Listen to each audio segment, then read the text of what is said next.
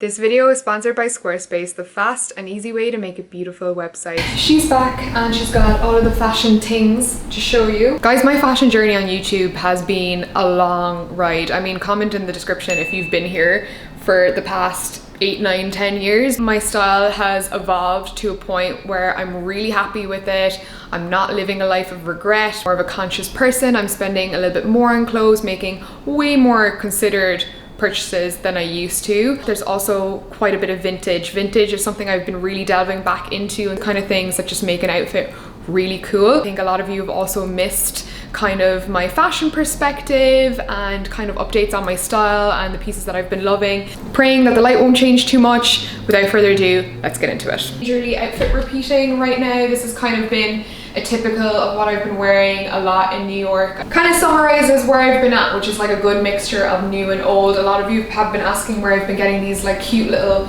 tops. I get quite a few of my little tops like this from Brandy Melville. It sucks that they're not the most size inclusive, but I do find that they do an amazing range of basics and they wash really well, they keep really well. And my latest obsession, collecting vintage Levi's. In my opinion, you just can't beat them. I will be talking more about vintage denim, where I've been getting them. Investment purchase, this is the most expensive thing, so I'm just going to get it out of the way. Last winter I invested in 2 winter pieces and I have no regrets. I've been wearing them all this winter as well. I didn't feel the need to get anything similar. So this winter I figured I would try and do the same and just keep building that like capsule really long-lasting wardrobe from the New York-based designer Rachel Comey. It's sort of this like weird jacket coat hybrid. It's sort of coat fabric, but it's a pullover. It's got like an elasticated waist. It never went down in the sale. I went to the sample sale and everything, and I just had to bite the bullet. I don't like spending money on super trend focused pieces or things that I can only wear on like special occasion. I feel cool in it. It's really effortless and just has that like slightly more elevated but casual look to it. Also, can we just give a little shout out to these bags, these little 90s shoulder bags. The most ideal handbag of all time. Love them, great for daytime, but also, you know, hitting the club, very handy handbag. You know what, while we're on coats, let me show you some new things that I got before I get into the vintage stuff. Men's Uniqlo U. This is actually a brand new one because I had a little bit of a heartbreak while I was on a night out in Ireland. I lost it, and if you watch the vlogs you know how much I literally live in this jacket. I wore it every single day. Let me just put it on so you can see the menswear perfection. Even though I will claim the Uniqlo U1 to be the best silhouette till the day I die, there is a lot of brands like And Other Stories doing very similar silhouettes. The only thing is it is pretty light. It's a really great layer. The lengths that I went to get a replacement for this jacket, I ended up having to get one sent all the way from Japan because it was the only size medium left in the whole entire world. And because I love this jacket so much, I actually also got this from Japan eBay. This one is more of a substantial coat version. It's fleeced on the inside. It's got like some nice inside pockets, but very, very similar silhouette, just a little bit more robust. I like things that feel like I stole them from my boyfriend, which I do quite often, which he doesn't enjoy because we end up dressing the same all the time. The vintage jacket that I've been wearing a lot and I feel like is a really big trend, but I definitely feel like will stay around until next year, is the leather blazer. So cool.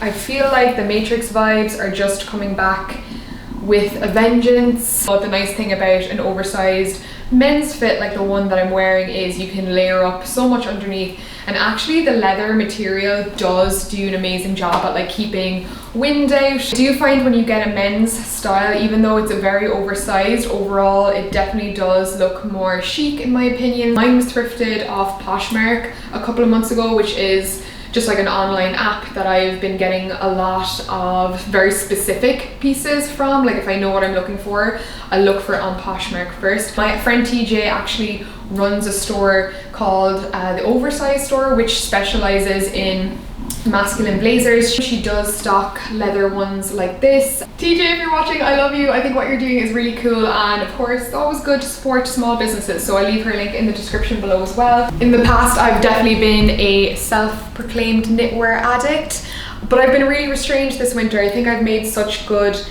purchases over last year. I didn't really feel the need to get a whole lot of knitwear this year, but this was a piece that I got from Mango. It's just like an oversized black cable knit. It was something I didn't have already. It's a big cozy kind of classic cable knit. I got it in a medium. I don't know whether I should have gotten the small. Also, speaking of knitwear, I got the cutest vintage tops recently. This one is the prettiest, softest sheer knit ever. It's actually vintage Ralph Lauren. It's in perfect condition. I have been wearing this a lot recently and it's not itchy or anything. Like, the quality of it is insane, and these are the type of pieces that I've been eyeing up a lot vintage wise that are just really nice quality. I got this one from my favorite sort of local vintage store in Williamsburg, Awoke Vintage. There's I think 2 or 3 branches. There's 2 in Williamsburg, and I follow them on Instagram because they post new and stuff all the time, and you can buy directly from Instagram DM. So this was one of the pieces I picked up. I think it was maybe $55, but it was definitely worth it. Another one that just came in, which is almost the exact same color, is this really cool one from a store that I follow on Instagram, which I've been following for a long time but never bought anything because they are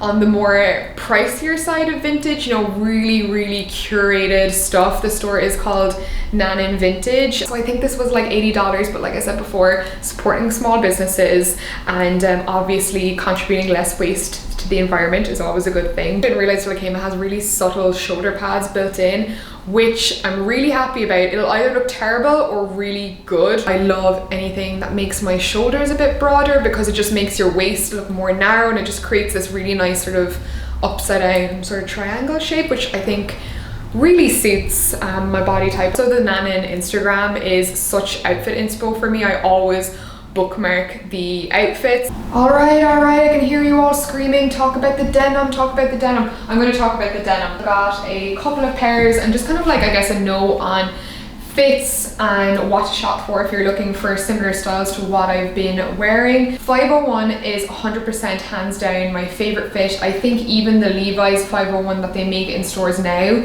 is not the same as the vintage denim. They just don't make it like they did in sort of like the 80s, 90s. These are actually both 501, but they fit pretty differently. I think I got this in a vintage waist size 32, which is more like a 29, maybe 29 and a half in like today's sizing in terms of waist measurements. These are kind of my baggy, ripped boyfriend style jeans, I would say. Just the way that they are, like, they're the kind of jeans that you don't feel like you need to wash all the time. Like, you could probably go a month without washing them if you really wanted to. They just hold their shape. Out of the 501 fits, I definitely prefer the high rise. I just feel like a high rise versus a mid rise makes all the difference, and I've been very much about actually emphasizing my body a bit more and actually wearing things that really suit my shape and make me feel good. It's just something about the way they fit. They look good on the crotch, they look amazing on my bum, and I find it particularly hard to go jeans shopping. Like, nothing on the high street ever looks good on me, so I'm kind of slowly switching all of my jeans out for Levi's. Now, if you're not an internet shopping trawler like me when it comes to vintage pieces, obviously Redone are pretty well known for vintage Levi's and also cutting vintage Levi's to make them super flattering. I didn't have a good experience with Redone maybe a year or two ago, but I decided to get over my fear and order a pair on sale. Thank God they fit because they were final sale, but also I'm just keen to see how they would fit compared to some of the ones that I thrifted myself. I definitely won't be in a rush to go back and like spend a ton of money on Redone jeans. Really great condition vintage pair of Levi's on like Etsy will cost you around $100, maybe $150 if they're like a very limited pair. I know there's some like orange tab Levi's that go for pretty crazy prices, but I mean, Redone average pair of jeans cost anywhere from $200 to $300. These ones were $200. 2 or 3 years ago I did a really in-depth video on how to get your measurements and how to know your measurements so that you can online shop for the perfect size and get it right almost every time. I highly recommend you give that a watch if you struggle to shop online. These jeans were from Etsy, and literally I go straight down to the description, see what the waist measurement is. If it's like a 28 to 29, I usually know that's going to fit me perfectly. Sometimes they'll list them and they'll only give you like the flat measurement of the waist, so they'll say like 14 inches instead of like the full circumference. So obviously just double it. It's very easy math. It just gets you like the best fit every time, as opposed to size guides on websites, which are not often the most accurate, I find.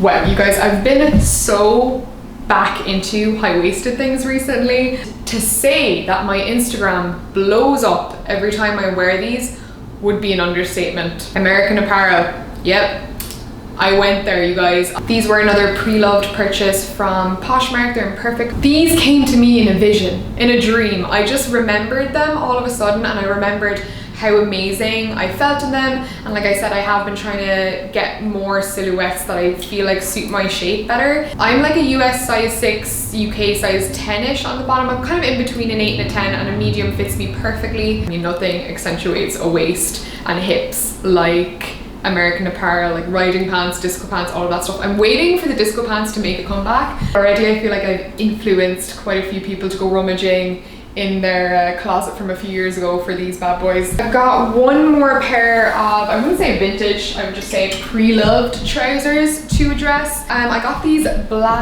plain black trousers all the way down, really straight leg, and I've been wearing them non-stop. You see me wearing them on my like daily outfits on Instagram a lot as well. They're kind of just a pants I throw on, and they look good with anything. Everyone asks me where they're from. These are literally security man trousers, like screaming. Why are all the security men of New York possibly wearing the most perfect fitting pants of all time, and I can't get anything fitting me nearly as well?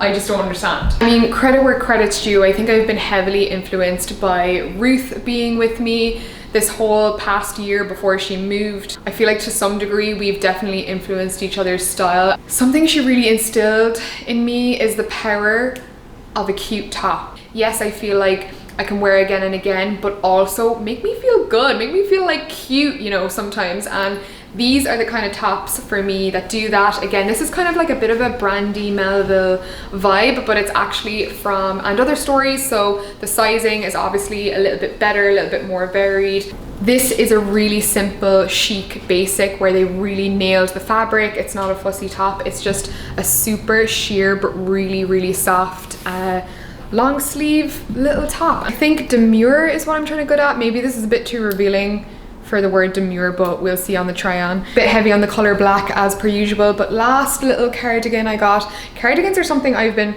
so enjoying wearing. Never thought I'd say that again in my life, but I think I picked this one up from ASOS, about the UK and Ireland, but I know on Instagram in New York. These have really sort of had their day almost. They're the ones that just tie in the middle. Definitely one of the few cheap and cheerful options that I felt like was actually worth mentioning.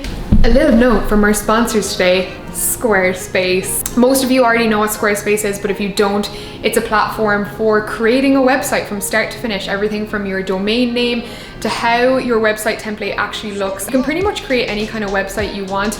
We use Squarespace to showcase some of my boyfriend's beautiful art prints and photographs that we take together, whether it's just a portfolio to showcase your artistic creative side, maybe you're entrepreneurial and want to start an e-shop, or just something as simple as writing with a simple blog. You can do it all on squarespace.com/Tarmer. My link will get you a 14-day trial so you can design your whole website, see how you feel about it. And if you decide to move forward with your website, my code Tarmer will get you 10% off your future billing. It's almost like a cup of coffee on me. You're welcome. Back with more like outfits of the week videos, more styling videos. Let me know what you think. Just trying to gauge whether there's sort of like enough people interested in these separate fashion videos, like away from the vlogs. It's really helpful for me. I mean, the whole reason that I'm here doing this video is because some people wrote to me expressing their thoughts on how they miss these videos. Also, before you go, don't forget to follow me on Instagram. I'll also have last week's vlog in the description below. But until then, I'll catch you guys next week.